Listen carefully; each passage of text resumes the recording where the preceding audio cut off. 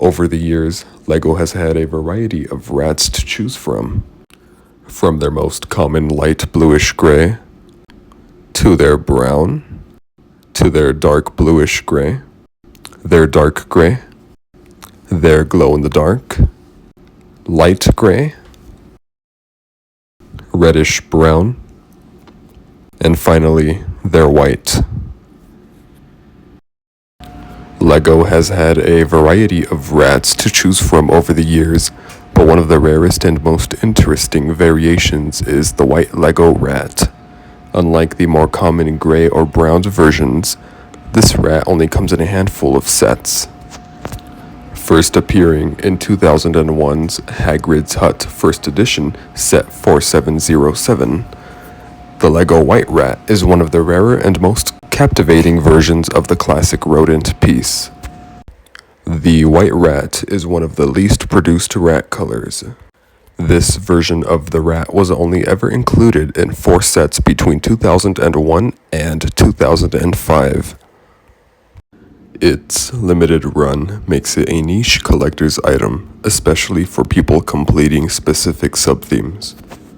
In this particular set, the rat is provided alongside a small cage you can enter him in, which is pretty neat in my opinion. The White Rat's next appearance will be in Hogwarts Castle First Edition, set 4709-1, released in 2001.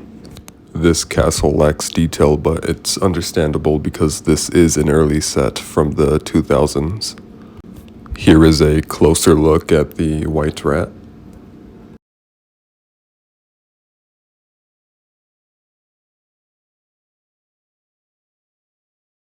Moving on to its third appearance, we have Gringotts Bank, set 4714-1, released in 2002.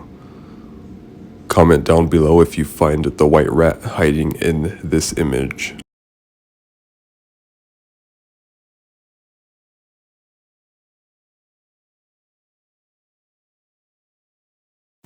The White Rat's final and last appearance is in the Snow Queen, set 5961-1, released in 2005. This set is relatively small and rather interesting. Next up is the most common LEGO rat there is, the light bluish gray, appearing in the Advent Calendar 2008 Castle Day 18, set 7979-19.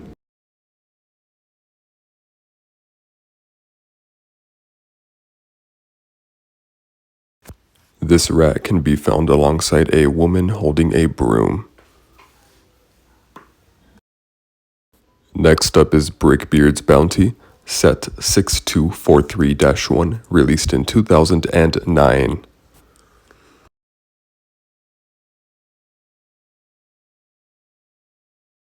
Another set containing the light bluish gray rat is Farm, set 7637-1, released in 2009.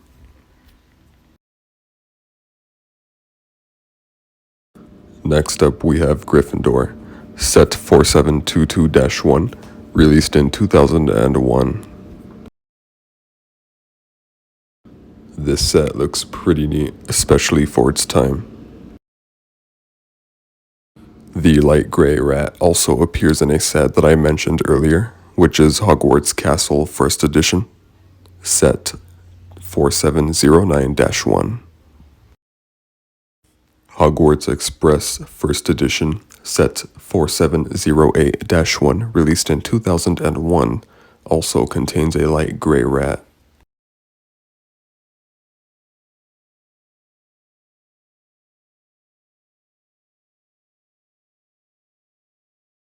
Next up, we have Snape's Class, set 4705-1, released in 2001.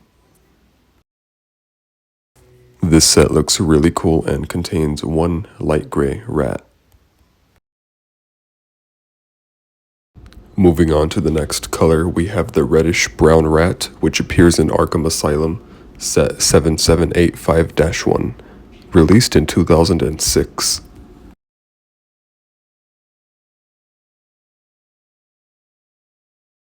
We covered Hagrid's Hut First Edition, now let's cover Hagrid's Hut Second Edition, released in 2004. This set also contains a rat, but this time it's not a white one, but rather a reddish-brown one. I think this set looks pretty cool. You see a cauldron, some flames, and what looks like to be a silver grayish bat. Next we have Sirius Black's Escape, set 4753-1, released in 2004. This is another small set that I think looks pretty cool. The design, the minifigures, everything. Surprisingly, we get a reddish-brown rat in a Spider-Man set.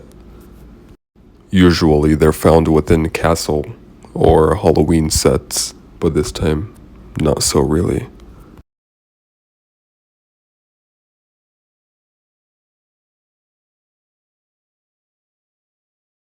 The Batcave, set 7783-1, released in 2006, also contains a reddish-brown rat.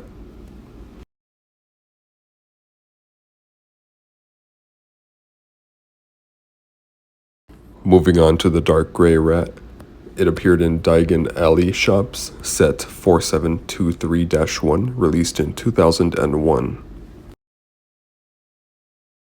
Now this is a pretty cool set. I love the use of cardboard to, represent the alleyway. I love the amount of animals you're given. The dark gray rat, a white owl, green frog, a cat.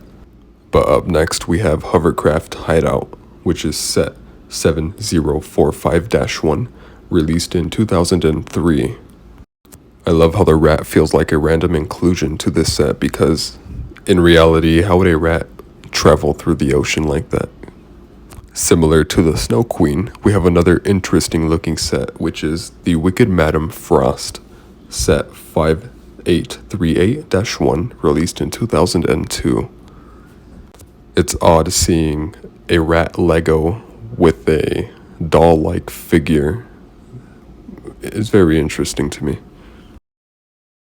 Now moving on to the dark bluish gray, we have Doc Ock's Hideout, set 4856-1, released in 2004. Again, not sure how a rat can travel over water, but I'm not complaining. It's a neat little piece to have. Now, apparently, the next rat has only appeared in one set, which is Scary Laboratory, released in 2002. So if that's the case, this makes it more rare than the white one. And to be honest, this set looks amazing. We've finally made it to our final rat, which is the glow-in-the-dark. So its appearance is The Crazy Scientist and His Monster, released in 2012. And this whole line of monster fighters is just phenomenal, amazing. LEGO needs to bring this back or do something similar.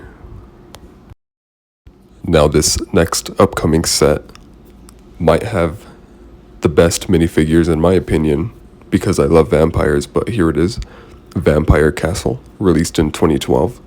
And this last set pretty much sums up the LEGO rat history. Here's a list of honorable mentions that do contain the most common light bluish gray rat.